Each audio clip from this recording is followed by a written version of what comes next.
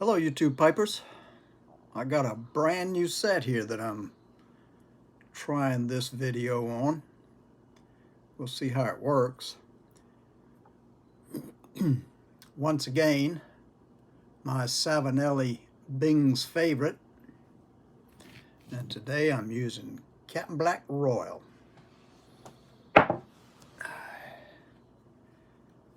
Let's try and light this thing up.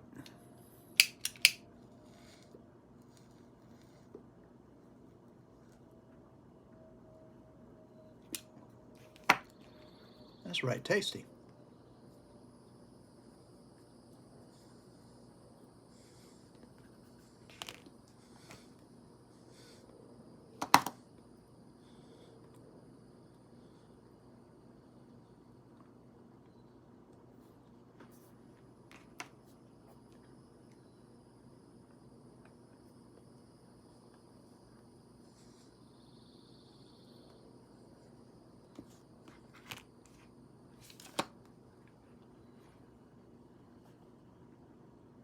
And I have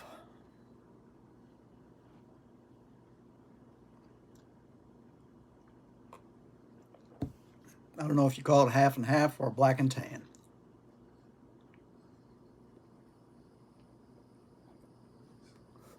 I call that out.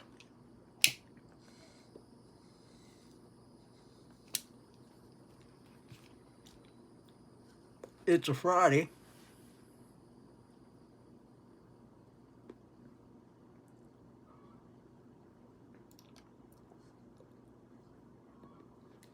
They're forecasting rain for the weekend.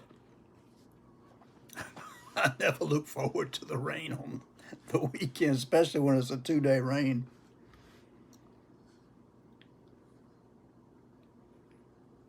But we've been favored with some dry weather for some time now, and my yard might not turn into a swamp so bad if it doesn't rain too hard.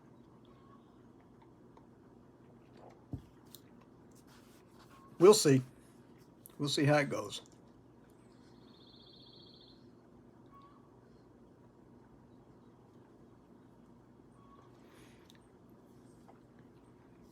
Any of you remember when you first got your driver's license? I've been thinking about that. It was an ordeal. I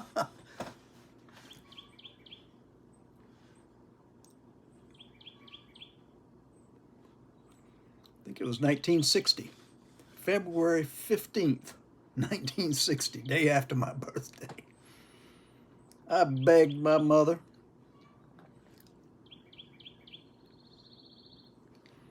to take me up and let me take the test so I could get my driver's permit. Being 14, she was a little hesitant.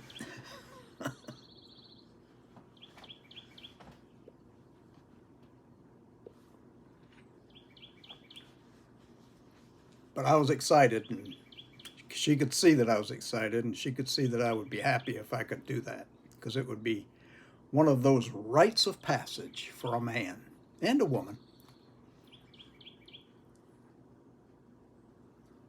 Well, she picked a day and she said she would take me up there. She told me I'd have to take a written test first, and I said, that's fine. I'm good on written tests. I can do that. That's easy.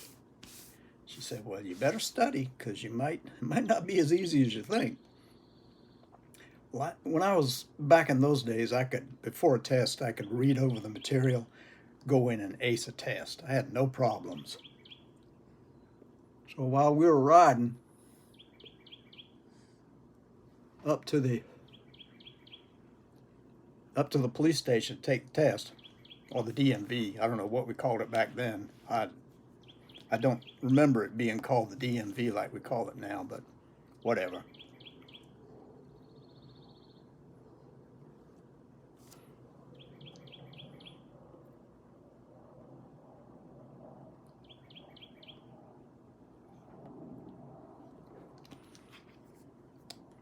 We got in, and I had the book in my lap, and as she drove up there, I studied. And she drove in. This little place was on Dorchester Avenue, Dorchester Road. It was a small little building up in a parking lot that had a lot of oak trees over it. Nice shady place. It was a nice little place. And she parked.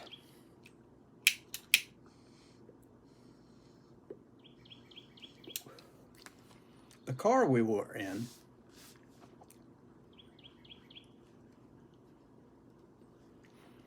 was the one Dad had bought my mother. It was an Anglia, which, pardon me,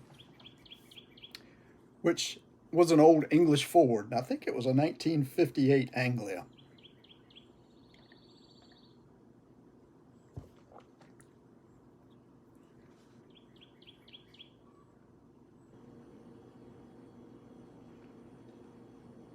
She parked and I jumped out of the car and I was ready to run up there. And she said, "Hold on, Ricky, hold on. Wait for me."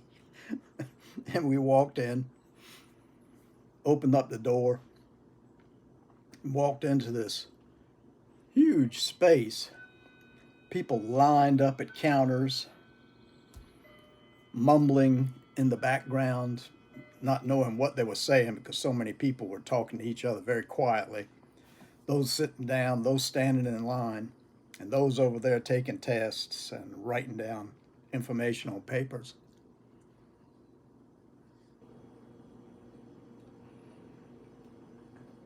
And I ran over to a lady on the counter and kind of put my hand on the counter and lifted myself up on tiptoe and said, "I'm here to take my test for a driver's permit." And lowered myself down. And she said, my mother was behind. She said, "He's really excited." She said, "Take him to the back of the line," which we did. We went to the back of the line.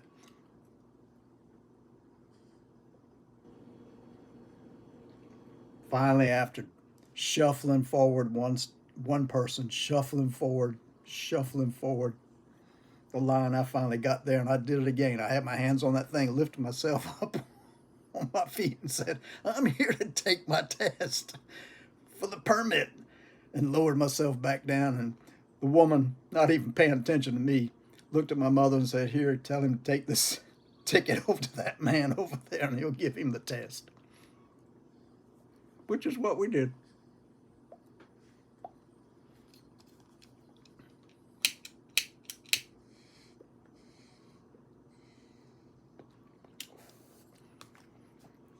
Mom gave me the ticket and I ran over there to where the guy was and I said, "I'm here to take my test for my driving permit." He said, "Calm down, kid. Give me the ticket." I gave it to him. And he said, "Here, follow me." We went into a room and sat down at a desk. He said, "You got 30 minutes to take this." I said, "Okay." He said, "I'll be back in 30 minutes now. You have to be finished."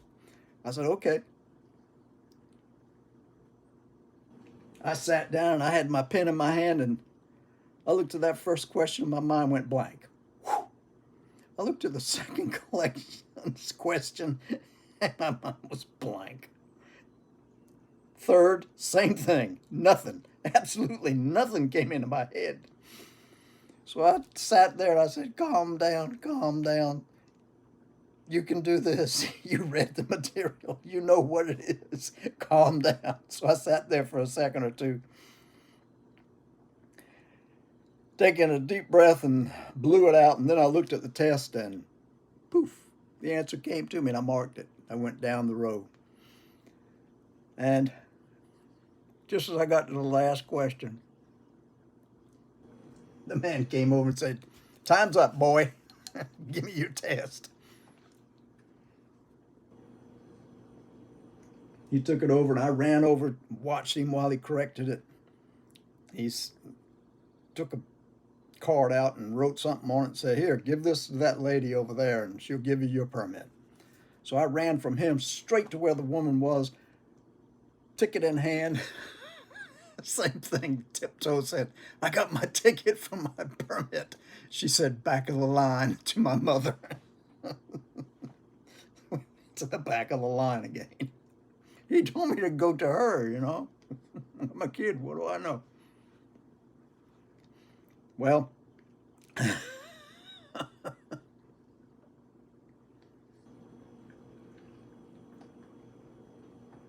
you know, trudge up one person, trudge up next person, trudge up. You know how you move through a line just as slow as can be. Finally got there and I put the ticket up on the counter and stood up. And she looked at my mother and she said, here, have him fill out these papers.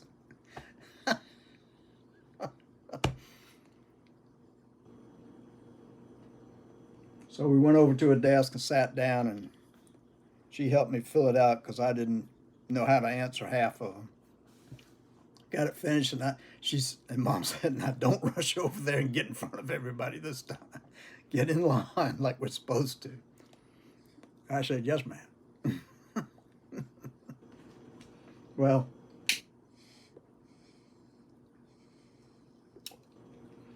got in line. Finally got to the thing, same thing. Pulled myself up, tiptoes. I was kind of short. I always have been.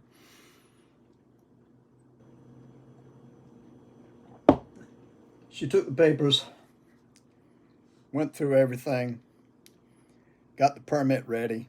I don't know what they had to do to get the permit ready back in those days. Probably just write on a ticket that they had. And handed it to my mother and said, there you go, there's this permit. So my mother handed it to me and we walked out. And as I was looking at my permit, just as proud as I could be, my mother said, you want to drive home? And I looked up and I saw that traffic. It was 4-lane highway. And that wasn't James Island where I lived. That was heavy traffic to me, which today was nothing. But back then, that was heavy traffic to me. So anyway, my mother said, yeah, I understand it's kind of scary to get out on the road like that. I said, yes, ma'am, I'd rather ride. She said, when we get to the terrace, I'll let you take over. I said, thank you. So we drove home. We got in the terrace. That was the area where I lived. We called it the terrace. It was Riverland Terrace.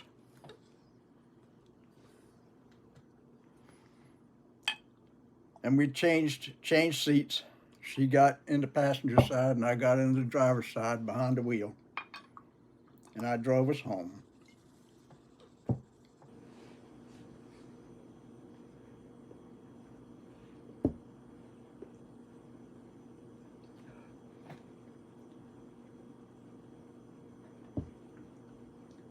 With this permit, I had to have an adult in the passenger side when I drove. And my mother gave me a lot of time behind the wheel. 30 days later, she asked me, are you ready to go take your driving test? And I said, I don't know if I'm ready for that yet. She said, I think you are. You've grown pretty confident behind that wheel over this last month. So I think I'd like to take you in and let you try. Hesitating, I said, well, okay. I wasn't as excited this time because this meant getting into the car. And as we drove up there, she said, now this time, you're going to have a policeman sitting on this side. I was driving us up there. She said I needed the practice. I said, okay. And she said, he's going to be sitting here watching you as you drive. He'll tell you what to do. You just listen to him. I know you can do this because I've seen how much you've improved over the last 30 days. You should have no problem getting your license. I said, I'm glad you think so because I'm getting nervous, more nervous the closer we get. She said, that's normal. That's normal. I was nervous whenever I first came to try. I said, you were? You were nervous? this? And she said, yeah.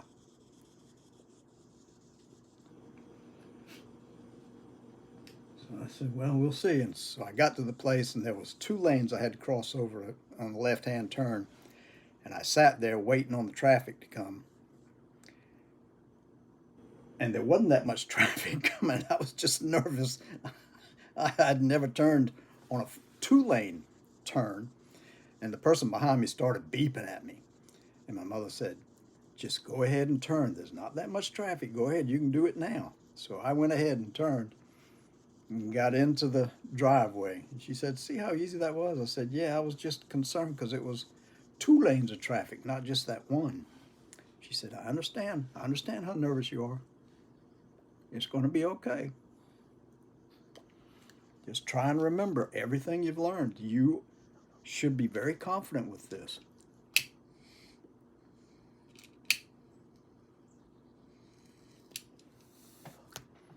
So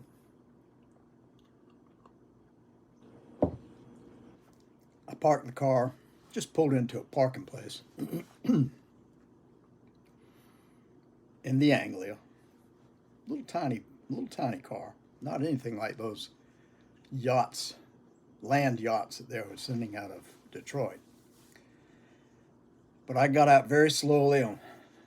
My mother was walking up there. She said, come on, let's do this now. I said, okay. I was a lot slower this time than I was the first time because this wasn't a written test. This was actual experience. And inside, I just wasn't that confident about this. Not something I can read, something I had to do. So we got in there and I just went up and got in line. I didn't run to the place and lift myself up to say what I was doing. This time I just shuffled behind everybody like everybody normally does. And when we got to the window, I said, I'm here to take my driving test. And the woman back there just ignored me completely, looked at my mother and said, here, take this, fill it out, and bring it back. So we went over, sat down, filled out the sheet, got back in line, walked up, finally got to the window again, and I handed it in. She didn't pay any attention to me. She looked at my mother again. She wrote down a card, and she handed it to my mother. She said, tell him to take this over to, or just go over there and sit down, and we'll call you. So we went over and sat down. My mother was trying to coach me, telling me that I could do this. I should be confident because she could tell me that she had faith in me.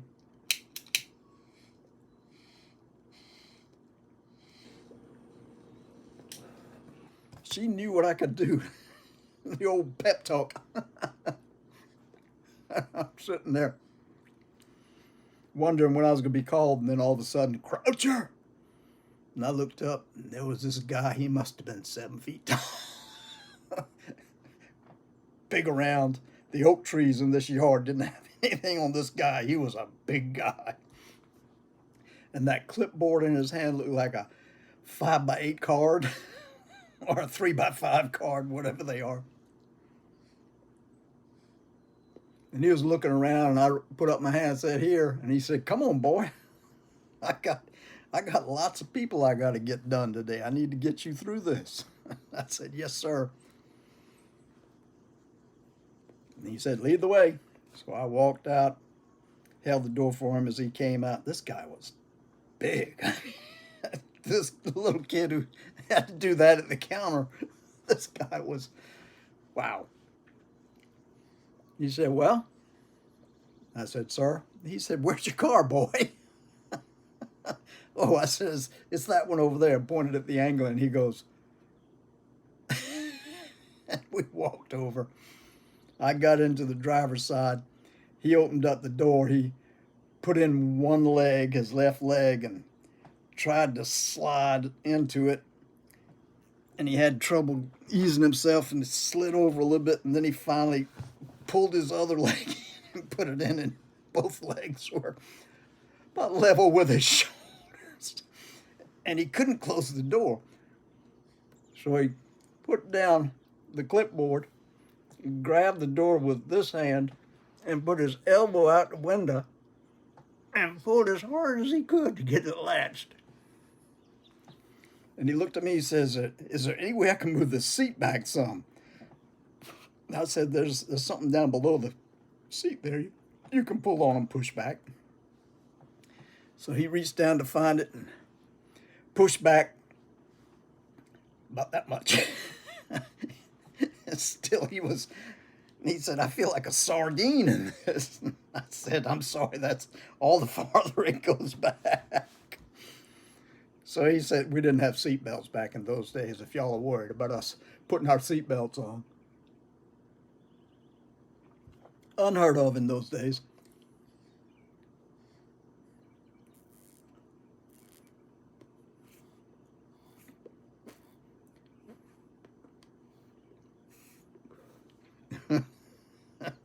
He picked up his clipboard and he said, okay, son, let's get this show on the road.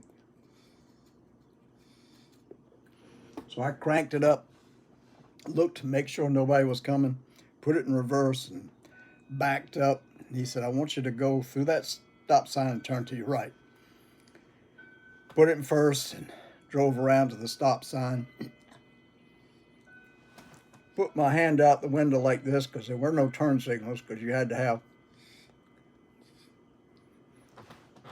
your arm out the window like this to say you were turning that way. He checked that one off, and I said, boy, that's one off the books right there.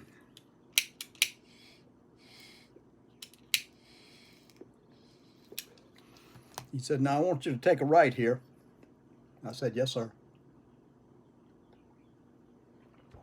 And drive down the road. And I said, all right.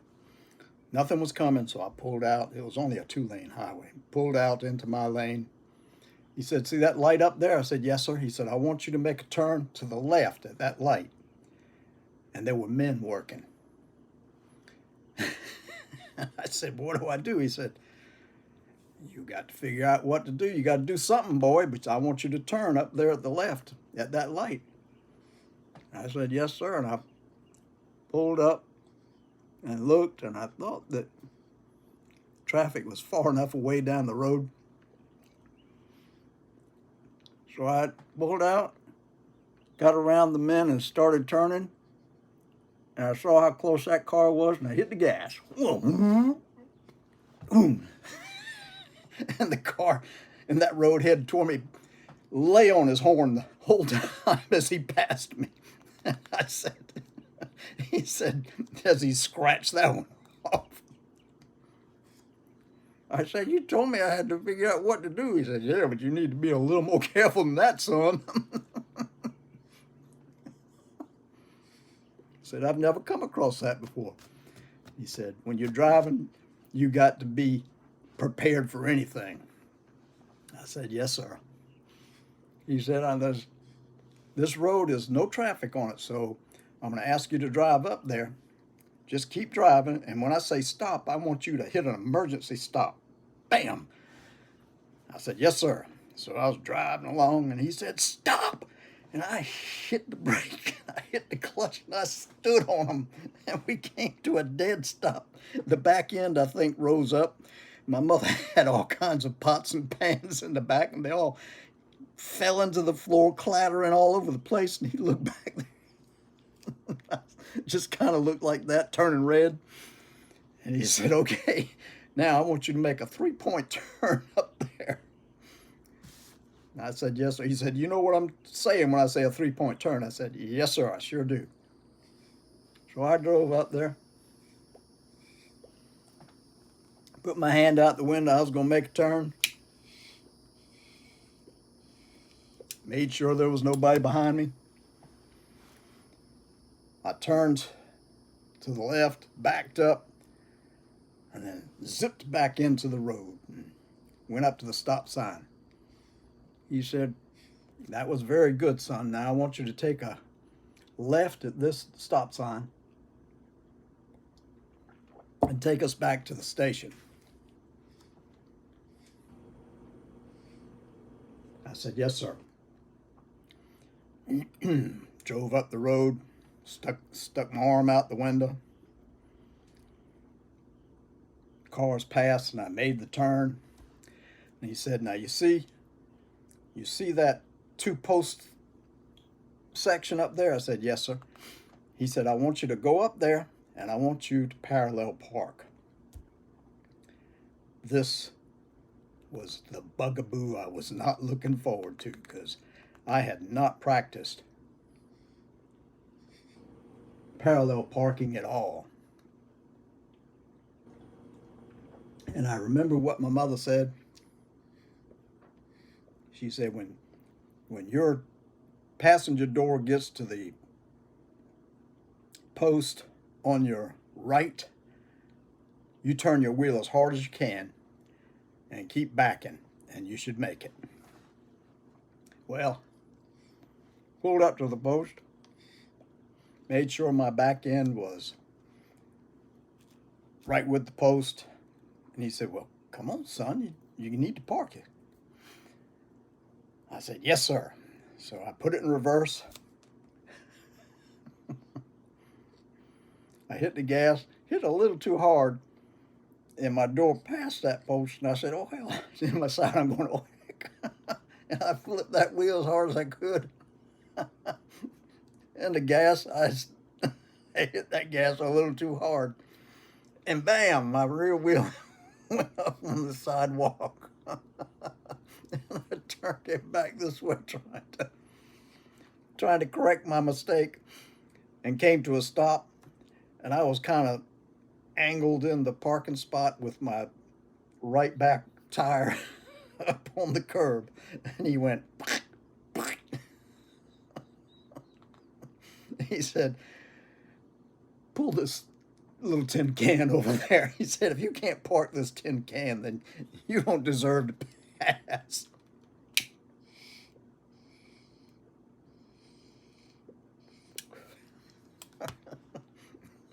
I kind of lowered my eyes and pulled out of there and went over to that parking space that we'd left. And I jumped out of the car, walked around the back, and he was really struggling to get out of this car. He had his right leg out, and he was trying to get his head out and trying to pull his whole body. He was just having a heck of a time. But he finally got himself out and went, slammed the door. He said, boy, if you can't park this little thing, you definitely need to practice that.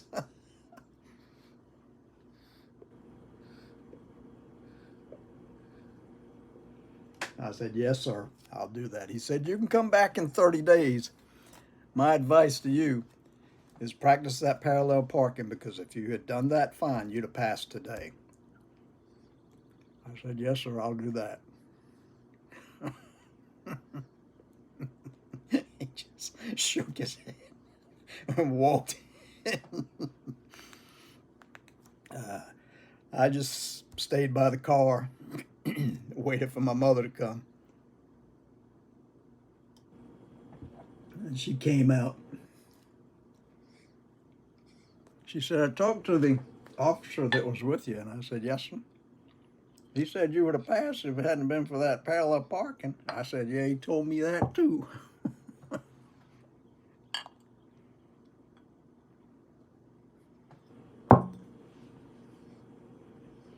She said, well, that's okay. There's always next time.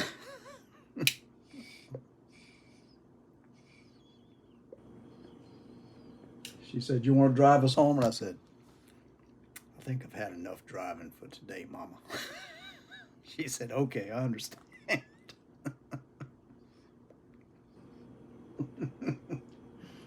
She drove us home. 30 days later, I went back up again. She took me back up again and didn't get that same cop, so he didn't have to struggle to get in the car. And having learned from my mistakes, I passed it that time. Had my 6 to 6 license, meaning I could drive from 6 in the morning till 6 at night without an adult sitting next to me on my own. I thought I was big stuff then.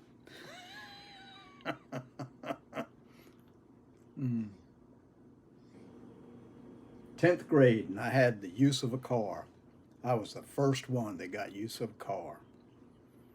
I had a lot of friends when it came to the use of my car on my mother's car. But she let me drive her into work and take the car anytime I wanted to. Like I say, I seemed to have a lot more friends during that time before they got their own licenses.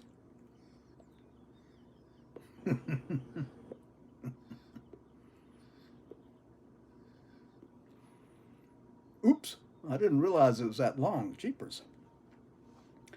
Well, I was just having fun telling that story because that's one of my favorite times.